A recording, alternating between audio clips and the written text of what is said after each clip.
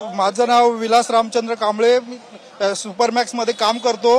जवळजवळ 2 वर्ष झाले कंपनी बंद आहे आणि 2 वर्षामध्ये आधी अगोदर आम्हाला 6-7 महिने कंपनीनी फक्त 10,000 असे महिन्याला पगार दिला। 10,000 6,000 या पगार 6 महिने चालू ठेवले आणि त्या 6 महिन्यानंतर 2 वर्ष आता झाली बंद केलेली आहे कंपनी।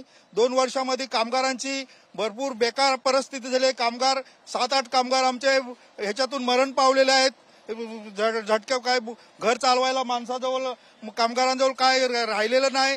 पहिले बँकेची सर्व 90% लोकांची लोन आहेत।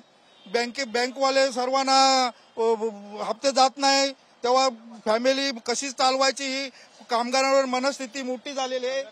पगार आम्हाला 2 वर्ष पगार नाही दिलेले। सुपरमॅक्स मल्होत्रा साहेब कंपनीचे मालक देखील इकडे येत चालू असताना सुद्धा 6 महिने पगार नाही दिला। फक्त 5-5 6-6 हजार रुपये 6 महिने चालू असताना पगार दिला आणि आता 2 वर्षाच्या नंतर कुणाला काय पगार नाही। 2 वर्ष कंपनी बंद आहे। 2000 कामगार आहे आमचे। 2000 कामगारांची मोठी उपासमारी चालू झालेली आहे आणि 2000 कामगार रिटायर झालेल्या लोकांना सुद्धा काय हिसाब दिला नाही। अर्धी पीएल भेटते ती नाही भेटलेली। कंपनीमध्ये बोलणी चालू आहेत, तर अजून काय शिंदे साहेबांनी 2 वर्ष दिवाळीचा आम्हाला दिवाळीसाठी आम्हाला शिंदे साहेबांनी मदत केली थोडीफार आणि आता शिंदे साहेबांनी ह्याच्यात जास्त मदत करावी अशी मी शिंदे साहेबांना।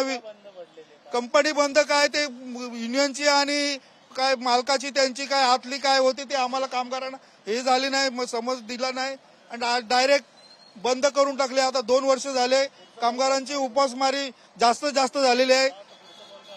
पुढचं पाऊल काय आम्ही आता शिंदे साहेबांवर भरोसा आहे। काहीतरी मुख्यमंत्री आपले ठाण्याचे आहे इथे, तर मुख्यमंत्र्यांनी काहीतरी या कामगारांची उदरनिर्वाह कंपनी चालू करावी, नाहीतर आमचा हिसाब तरी द्यावा हे आम्हाला शिंदे साहेबांची रिक्वेस्ट आहे। तर शिंदे साहेबांनी काहीतरी जास्त या कामगारांची शिंदे साहेबांना हात जोडून विनंती आहे की कामगारांना सुपरमॅक्सचे कामगार मरायला चाललेले आहेत, नाहीतर आता आम्हाला जास्त दुसरा काय पर्याय राहिलेला नाही। कामगार टेन्शनमुळे जास्त मरायला लागलेले आहेत। इथेच मी थांबतो।